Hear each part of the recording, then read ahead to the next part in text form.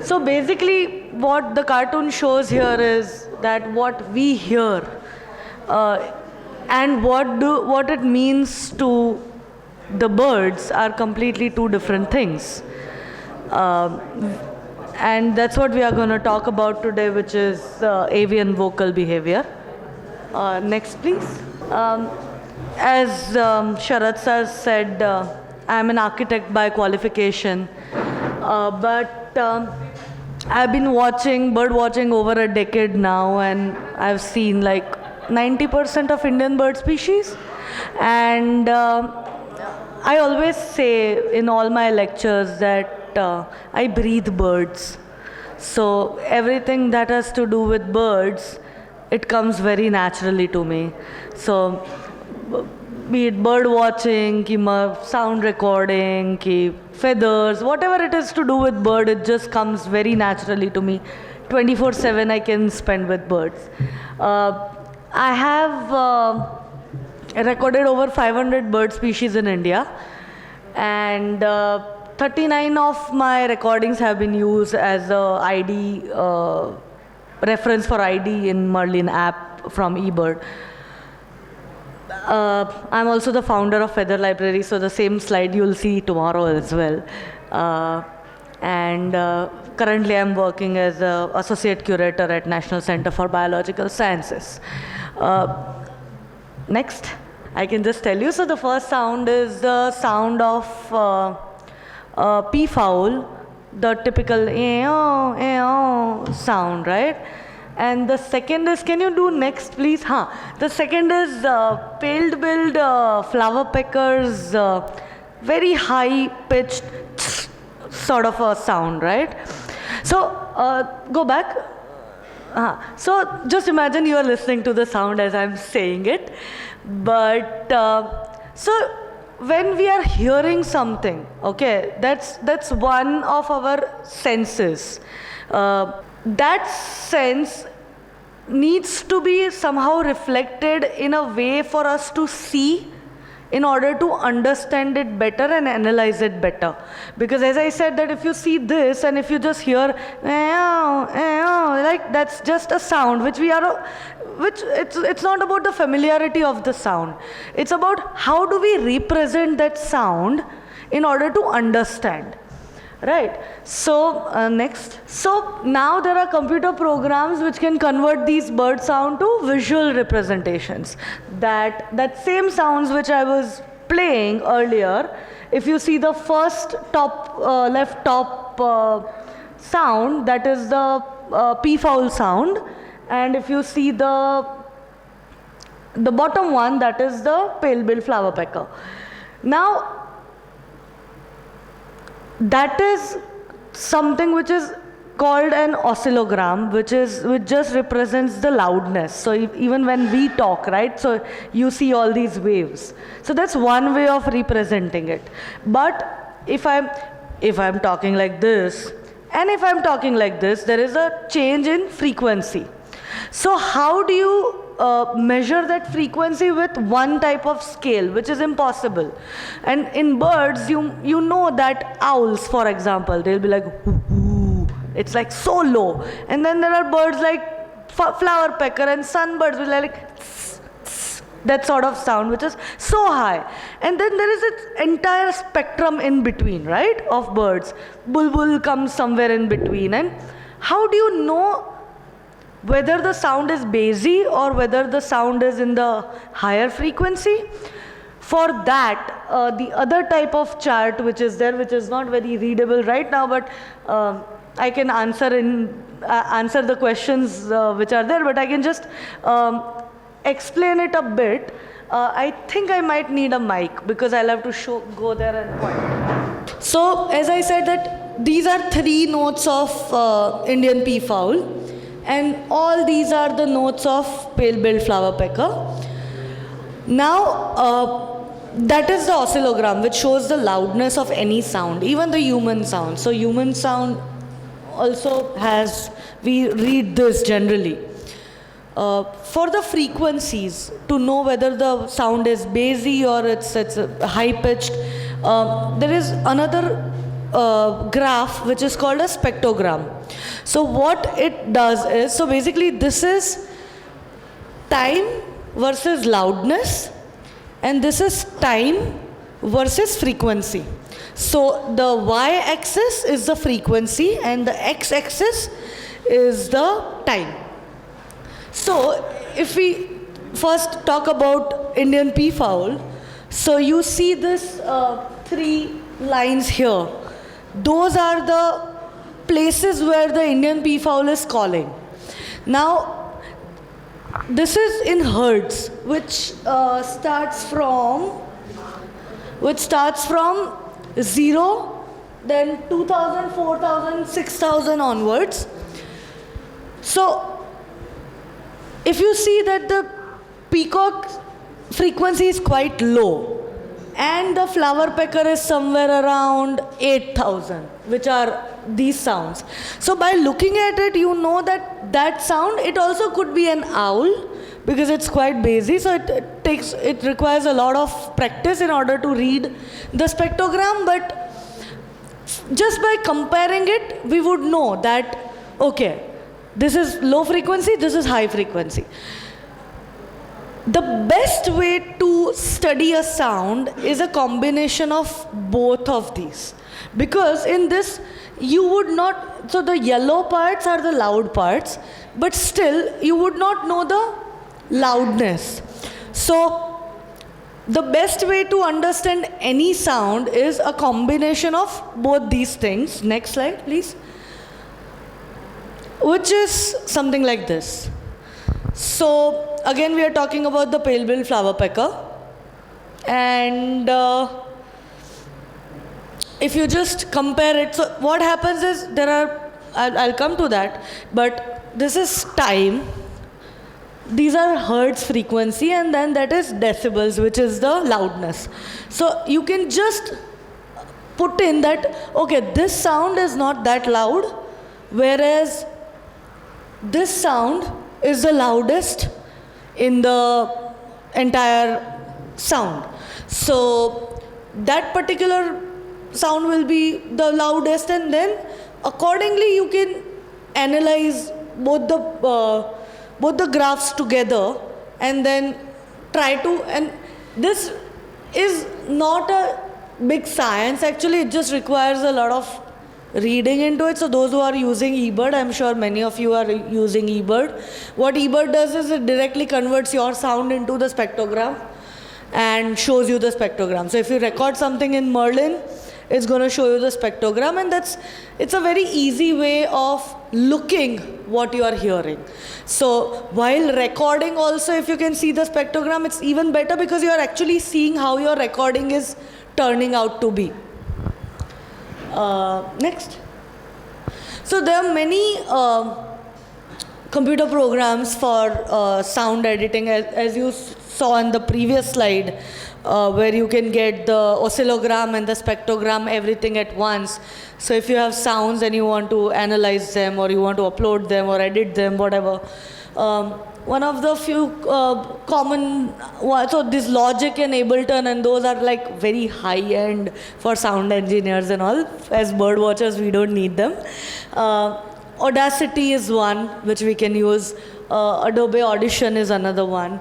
A lot of us also use Ocean Audio, which is this, and the previous spectrogram was from that, and it just gives a very nice way of just comparing both the graphs for better understanding.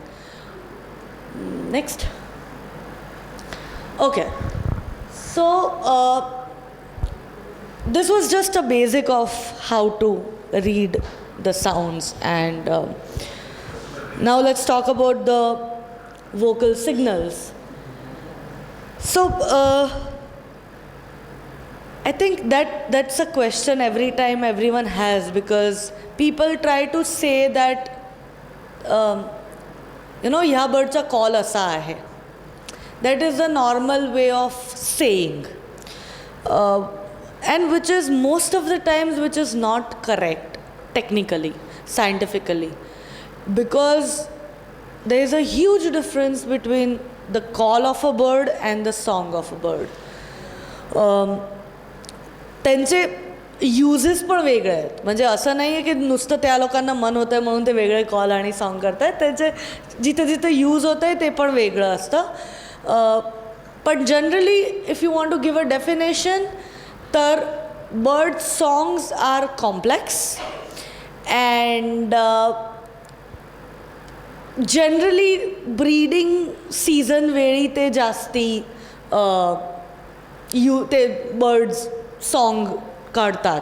कारण की त्याचा main उद्देश असतं ना मराठीत, त्यांचा main उद्देश met attraction, त्याची स्वतःची हेल्थ, हे सगळं त्या सॉन्गमुळे basically it's for sexual selection. whereas calls are simple sounds comparatively to the songs, and they are used for many things, and there are many different calls for different things. So that's how it is. Now I'll give you a simple example. Purple sunbird, everyone knows purple sunbird. So everyone knows, have you heard the song of purple sunbird, which is quite complex and like toot toot toot toot, like it goes on, and then there are typical calls which is like single note call or two note call. So that is most of the birds, and it's very difficult to pinpoint because not everything, all calls and songs have been defined. Like Sharad sir and I were talking yesterday की इतकं काम करायचं बाकी आहे याच्यात की आपल्याला असं होतं की हे का असं होतं आहे, पण आपल्याजवळ उत्तर नाही आहे. कारण की we have not yet analyzed that, we have not yet figured out why the bird does that. A is that, B is that एक पक्षी फार सगळे वोकलायझेशन काढू शकतात आणि so and then we are talking about 1300 birds of India put together with so many vocalizations, and then you can just imagine what a mammoth task it is to actually figure out. Also they tend to change their sounds as per the conditions around. If it's raining, they will behave differently. If it is breeding season, they'll behave differently, bring out different sounds. And then it's very difficult to actually pinpointedly say that okay, this sound is used for this and this sound is used for that. No, I mean it's just a very gray area. I mean whoever says that needs it needs a really strong scientific backup to say that for that certainty that it is used for that, because we don't know what birds are talking, right? We can only hear the sounds. So also at the same time then there are non-vocal behaviors, which includes drumming. If you have heard woodpecker, some birds flap their wings, and snipes, they flap their wings like that's also a signal. And there are many other like there are n number of we won't go into the details of all, otherwise we won't be able to finish for 10 days. But so there are so many variations that unless and until you figure out one particular family or one particular bird or one particular species, for example, and you literally get into the sound of it, it's very difficult to just generalize for all the birds.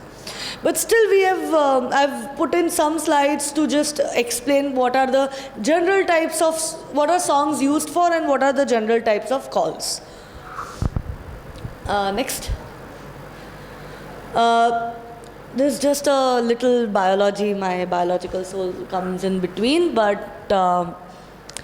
so the syrinx is where the bird sound is produced, and sometimes that is also possible. So if you see, there are two parts, right? So some birds can literally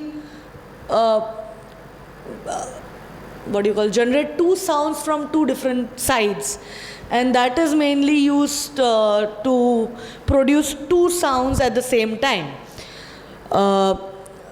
which I'm sure Sharad sir will say later on. But so this is the biology behind how so it's basically the vibration of these things which creates the sound, and since there are two, some birds have got that thing which they can produce two sounds at the same time. Next. Okay, so talking about songs. So the first generalized idea that a bird sings a song is for territorial defense, and it's generally said that males are the one which sing and females are the one which call, but it's not 100% true. But males do come to a higher elevation or higher perch, and they do sing elaborate songs, and one of the main reason for them doing that is to mark their own territory. Again, it depends if it is a polygamous pair or if it is polyandrous pair where the female is the one who mates with multiple males, then the female does the same thing.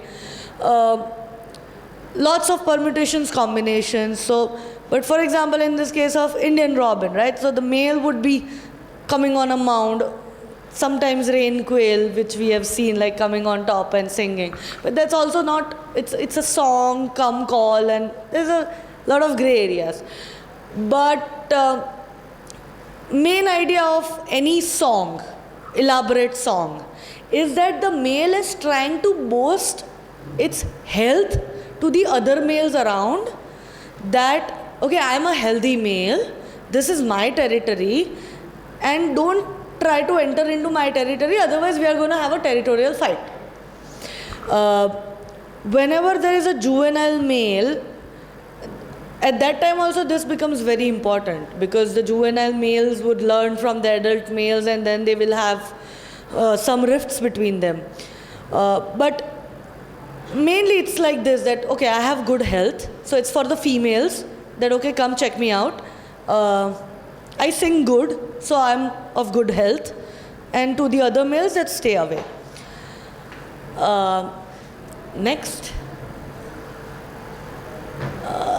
Second thing is for mate attraction, where the males, so in case of orange-headed thrush, the males would sing complex songs in order to woo the female, and then the female would decide whether, you know, if she wants to go with that male or not. But in case of orange-headed thrush, sir, correct me if I'm wrong, but males do have more complex songs than female. So females also sing sometimes, but males are the general, they are the ones who sing songs to woo the female. And that's another way of identifying between a male and a female in a similar looking species.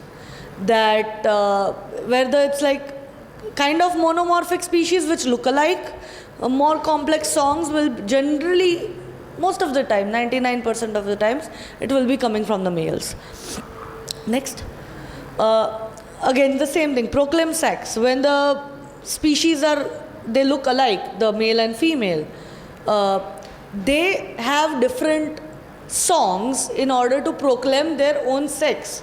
That, okay, I am a male, I am a female. It's like Aadhaar card and singing out the Aadhaar card, that, okay, I am a male, I am a female. And if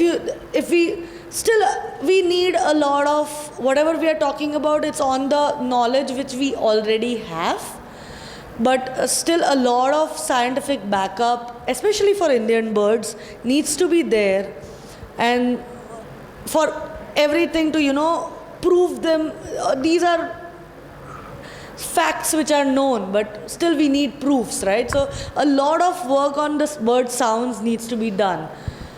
And I think now we are all doing that, working in that direction. So maintain pair bond. So if you see Sarus cranes, they sing together and do a little. Penguins are famous for that. That each have their own couple song.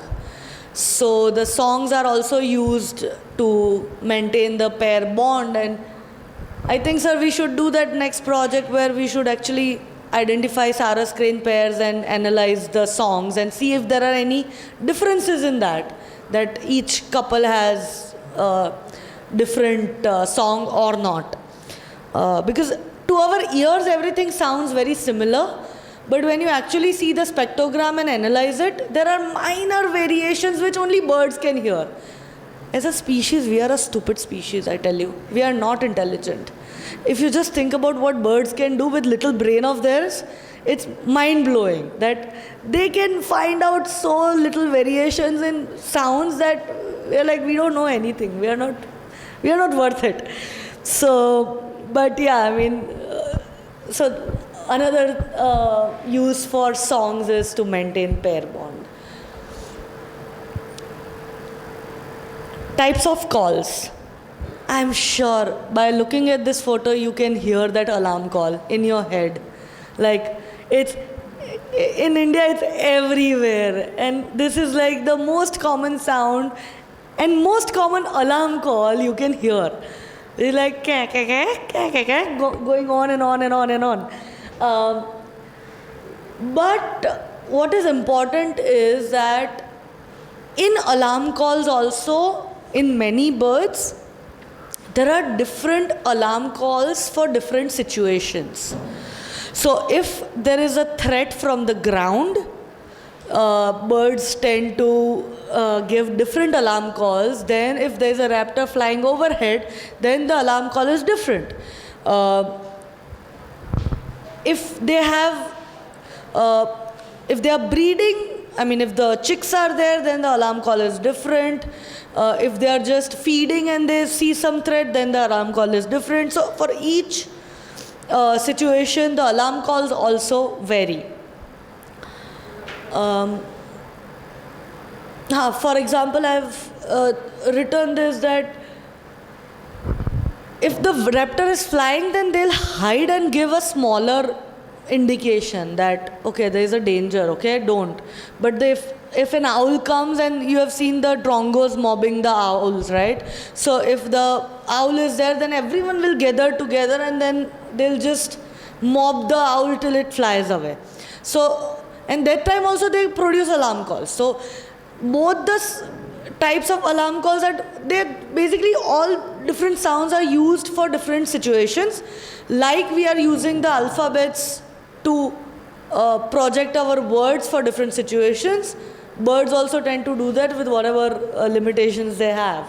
But yeah, they are also equally intelligent, that they know where the danger is around, they know when it's gone, then they communicate very well. It's just that we cannot be there to hear it or to understand it all the time. Next. So, contact calls. These I find are the most interesting calls because they can barely be heard.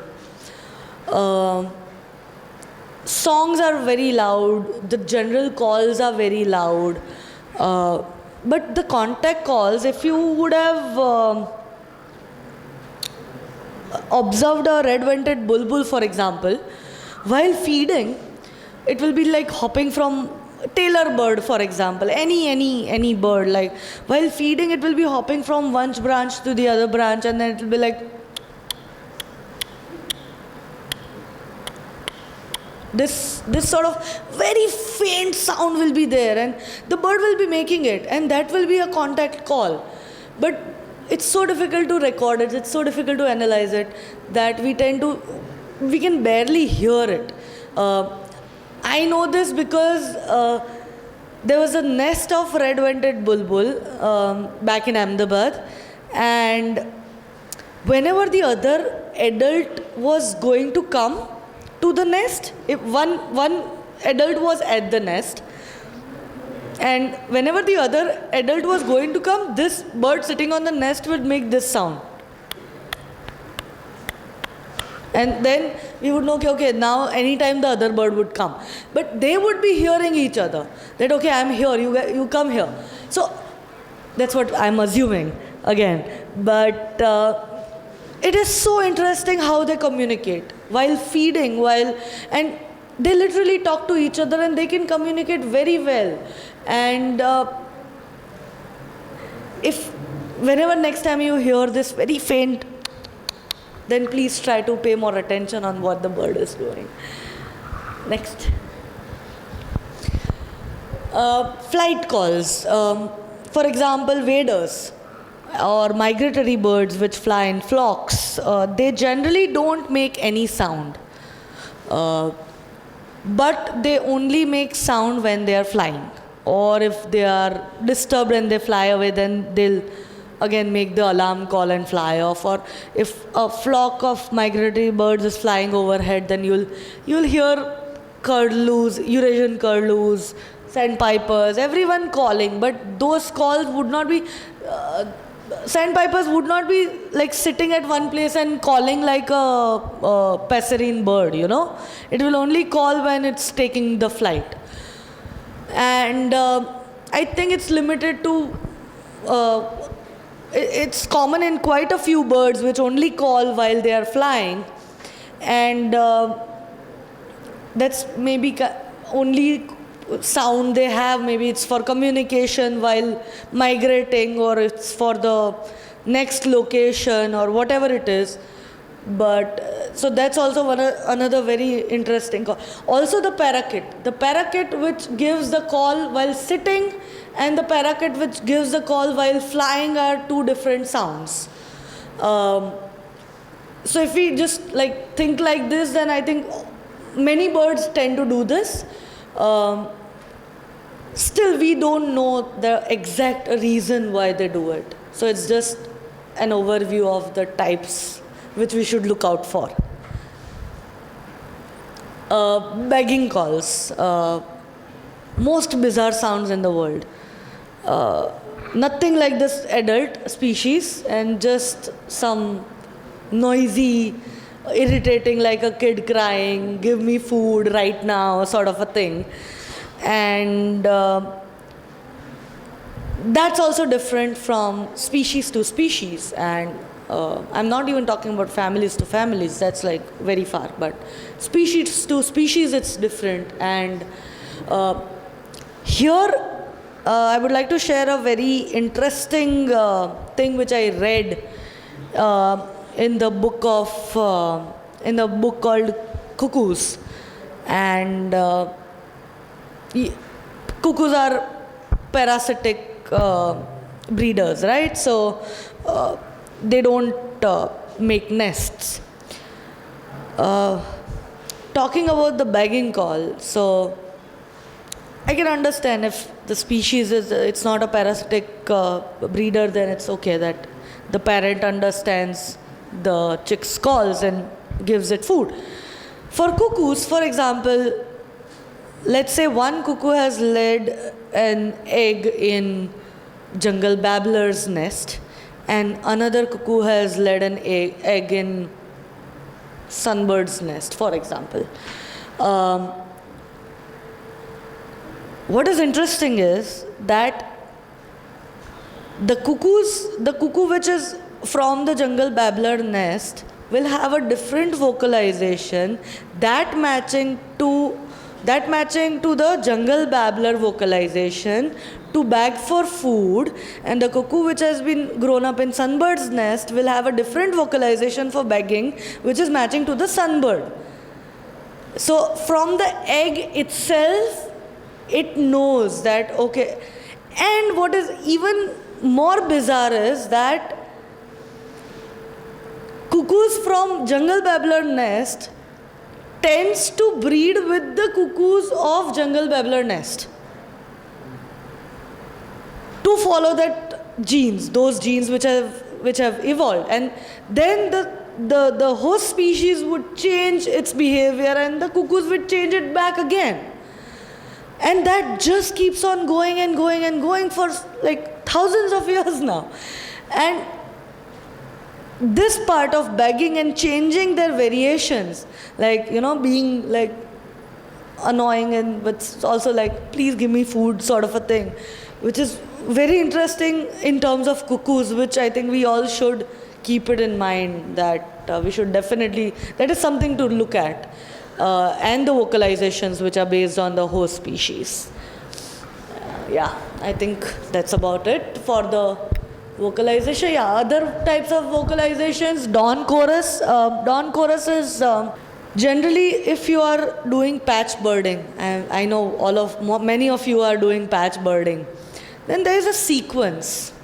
So every morning, for example, for my house, the first bird which would start calling would be, I have not lived at my house for 2 years, let me remember, but would be, I want to say red-vented bulbul, followed by tailor bird, followed by iora, and then there's a sequence which would be the same every day, and then eventually there will come a time where they will all sing together.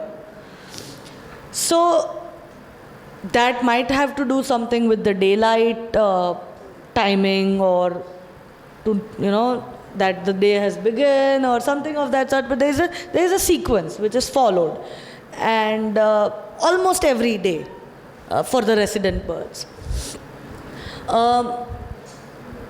Female song, as I said, that not all females but many females also sing the songs, and sometimes they also sing to show off their health also to the male, that yeah, I see you're very good looking, but I'm also not bad. Duet, which is very interesting because the male part and the female part of that entire song are dedicated to each. So there's this very haunting sound. I'm sure everyone of you must have heard that Kauios. So there was only one male left in the world, and it was singing a duet, and then there will be empty parts waiting for the female to sing, but there was no female left, and eventually the species got extinct. But that sound, so it's that much that, okay, I have to sing these 3 notes, then okay, the female will sing 4 notes, then I have to sing for 2 notes, and it's a whole duet which they create within themselves. And I think you should YouTube that Kauios song. It is very haunting and very disturbing, where the blank parts are, but that's what duet is. And one of the biggest mystery of all, mimicry. Why do they do that?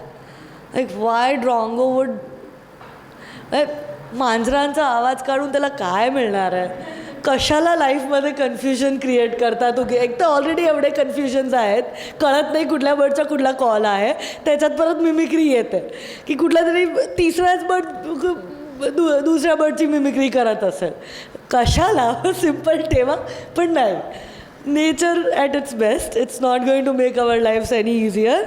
And one reason for mimicry is to alert the other species, because when there is a mixed flock, generally the drongos would take a lead and intimate other species, and at that time they would,